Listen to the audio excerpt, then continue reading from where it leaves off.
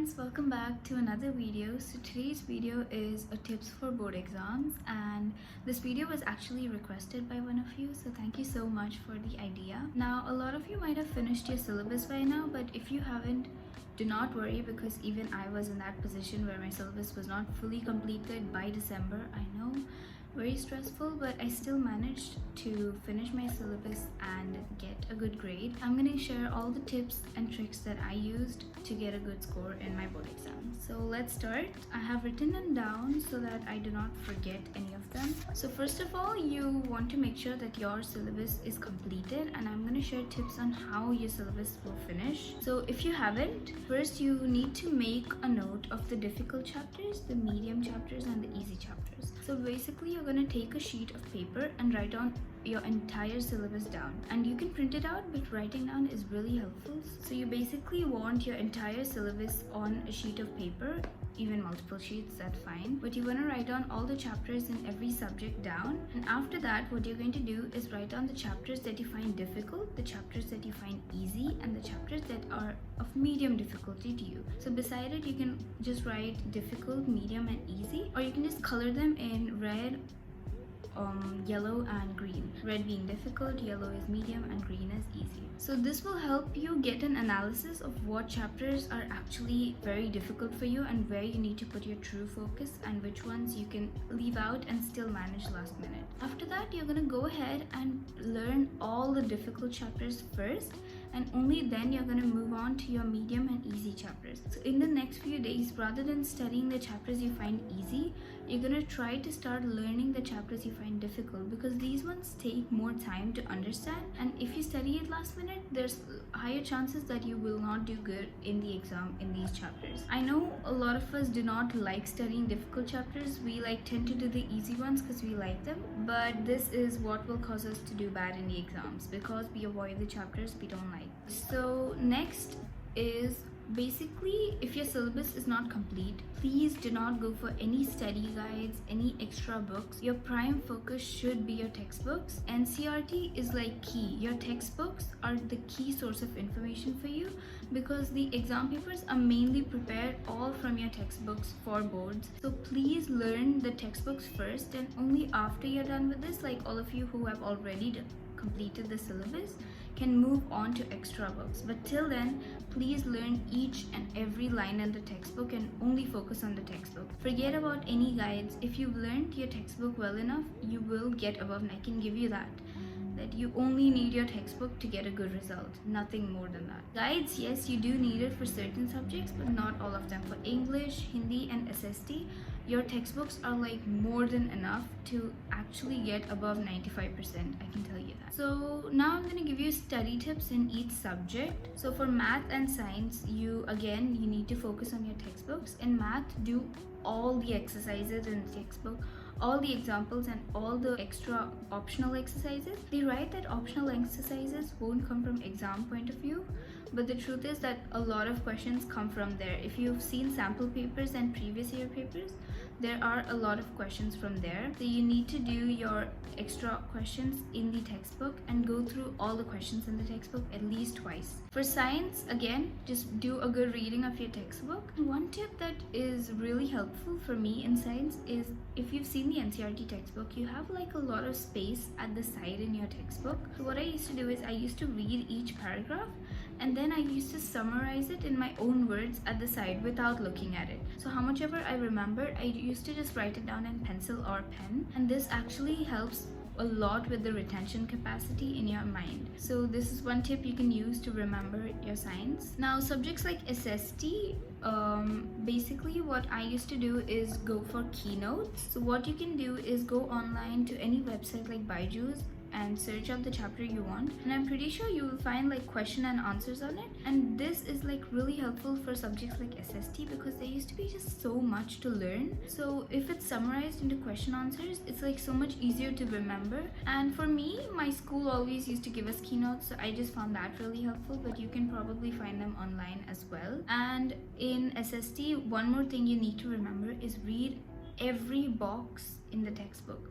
Especially in history, we have these tiny boxes that we ignore, but these boxes actually have a lot of important information that come as MCQs. Now for Hindi and English, I basically all of last year just used to go for YouTube videos. I'm pretty sure all of us already use YouTube videos for SST and SST, maths and science. It's the same for Hindi and English or any second language that you have. Basically just go for the YouTube videos and they do such good explanations, and especially when your Hindi syllabus and English, it's like huge when it comes to boards. Last minute preparations is like too much, so basically I just used to go for all the summary videos and just read the textbook one time, and that was more than enough. Okay, so after this your syllabus should be complete. So once your syllabus is done, you have to start solving guides and sample paper questions. So if you are not done with the syllabus till the time you're watching this video, please start by completing your syllabus. Only once you're done with it, please follow the next tips that I'm giving. But for all those of you who are done with the syllabus by now,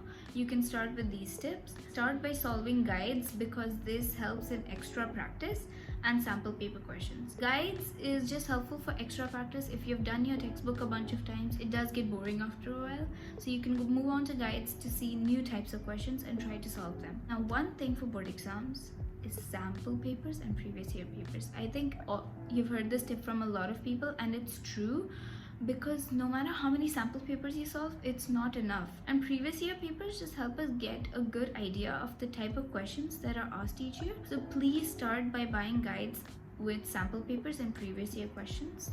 Now sample papers are actually essential for subjects like math, because me last year I struggled a lot with always completing my math paper in my school exams. I always used to have like at least 10 marks that I used to lose because I did not complete my paper on time, so I couldn't even attempt the questions. After making this mistake a lot of times, finally in December I sat down and started solving sample papers and timed myself for 3 hours. And I used to time myself and do the paper within 3 hours to give me a practice of how to solve the questions fast and see if I'm actually able to complete the paper. This helped me a lot for my pre-boards and boards. So if you're also struggling to complete your papers, please start timing yourself every time you solve the sample papers. Now one brand that I highly recommend is Oswald, because I loved their guides, the sample paper guides, especially for math and science last year. And all their guides are just really board